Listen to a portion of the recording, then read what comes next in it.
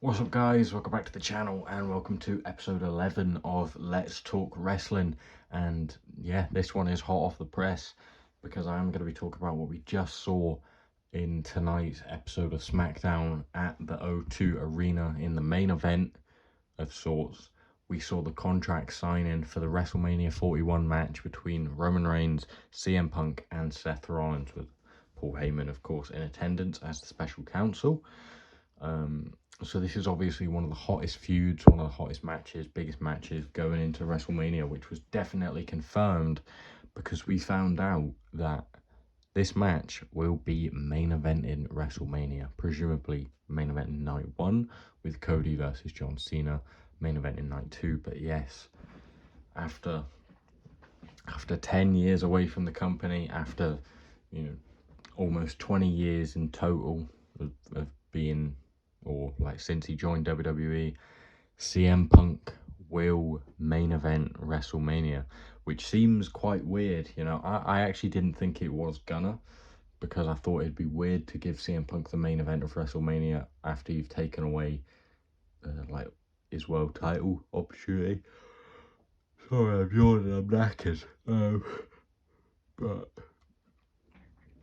But yeah, he has been given the main event of WrestleMania, and it was actually a really great moment. You saw Paul Heyman say it to him, because I think Punk put out on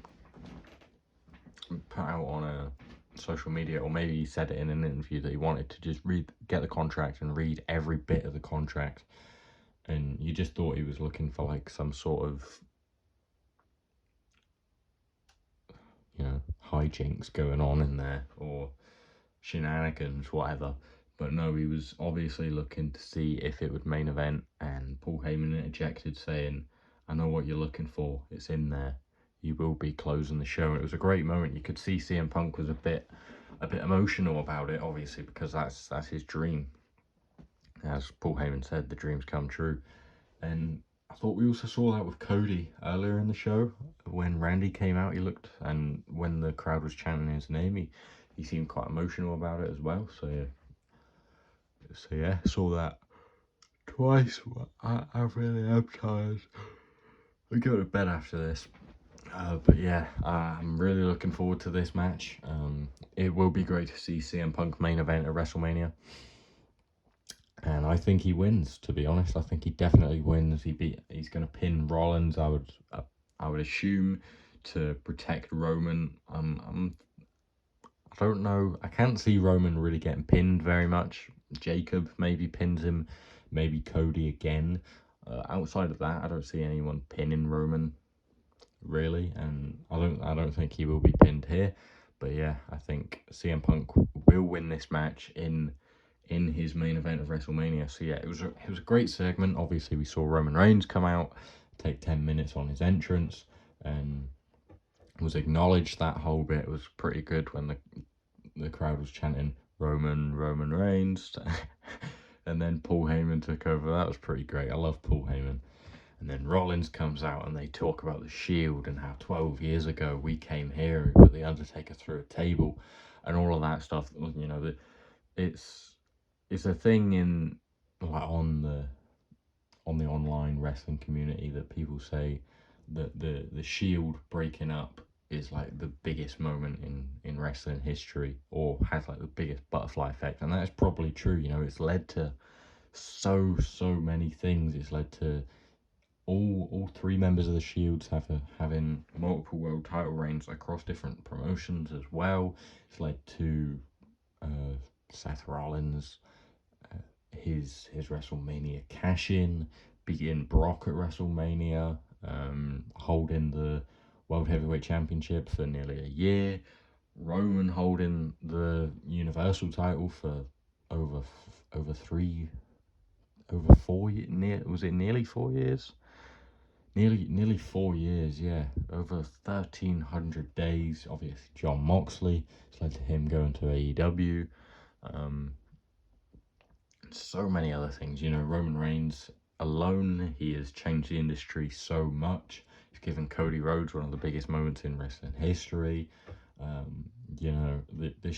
moment, it has that huge butterfly effect, given that that was CM Punk's idea all those years ago to start the Shield, and now over 10 years later, when he returned, he's fighting both of them in the main event of WrestleMania 41, which is something you never thought would have happened. You know, when CM Punk left, you thought he's never going to main event WrestleMania.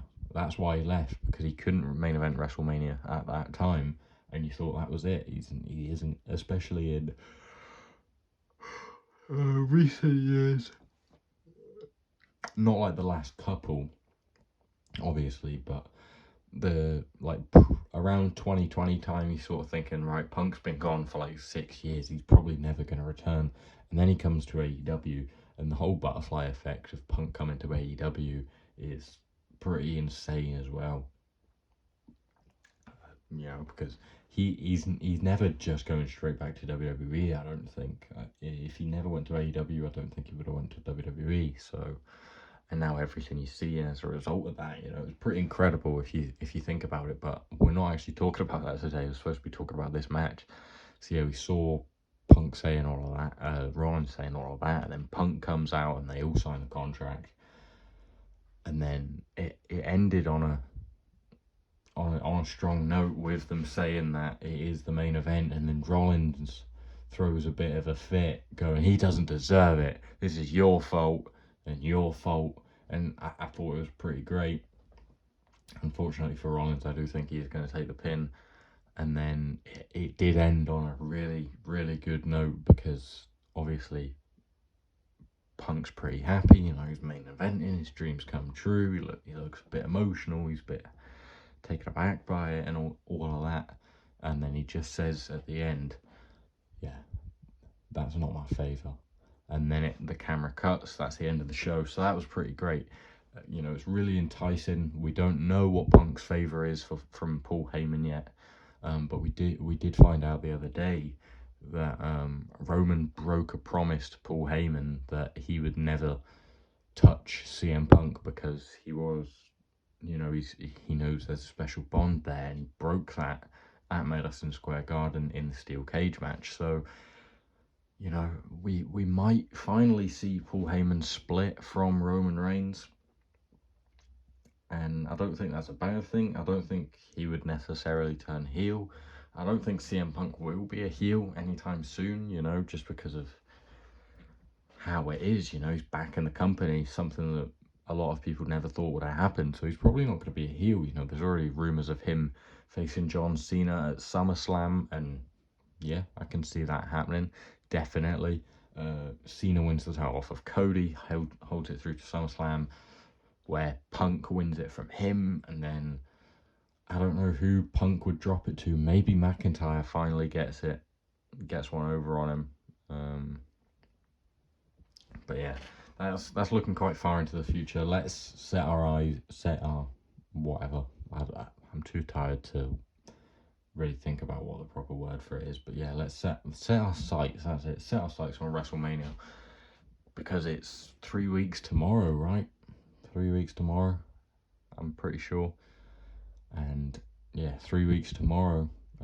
Probably in a couple hours time from now, because it's about 12:30 recording this. So in about 3 weeks and 2.5, 3 hours time, we'll probably be sitting down for this match for the main event of night one, which will be Roman Reigns versus CM Punk versus Seth Rollins in the triple threat, which got called the biggest triple threat in WrestleMania history by Nick Aldis. I'm not sure if I can dispute that. Other big triple threats, you know, you got Ronda Rousey versus Becky Lynch versus Charlotte Flair, the first women's main event of all time, which is obviously a huge triple threat. WrestleMania 24, you've got Cena, Orton, and Triple H in a triple threat. What other triple threats are there from WrestleMania history? I feel like there's not I mean, you got Daniel Bryan versus Edge versus Roman in recent years. I wouldn't put that bigger than this match, though. You know, the star power in this one is huge. I don't think we had a triple threat in recent years. You know, we've had Cody, Roman, and then the tag match, and then we had Cody Roman again, Sami and Kevin, and then we had Brock and Roman, and Stone Cold and Kevin, and then that was the Roman, Bryan, and Edge match, and then it was Bianca and Sasha, and then Boneyard match, and Drew versus Brock. Before that, then you've got the women's match. 34 was Brock versus Roman, 33 was Roman versus Taker, 32 was Roman versus Triple H. We've had some bad WrestleMania main events. I mean, obviously there's some other triple threats in there probably, but none spring to mind. So that's probably true. It is probably the biggest triple threat in WrestleMania history. Maybe the biggest triple threat in wrestling history. I mean, no.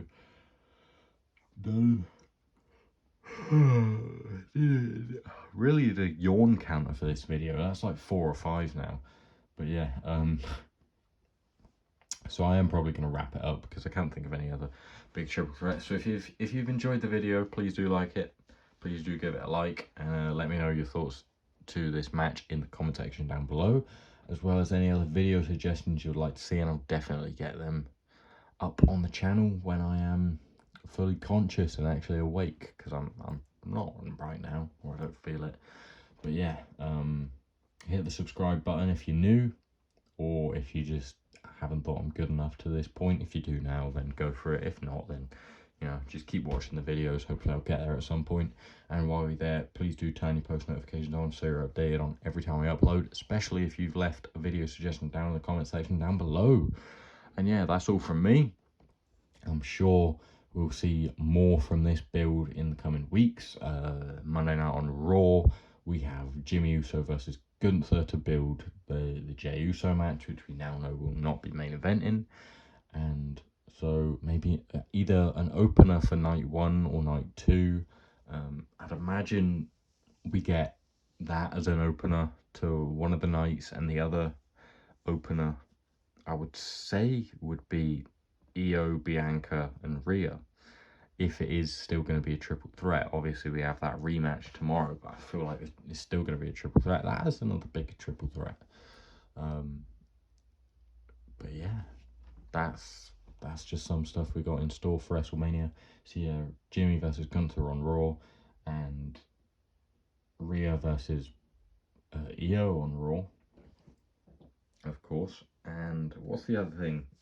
Oh yeah, Cena Cody is going to be on Raw as well. So yeah, looking forward to that.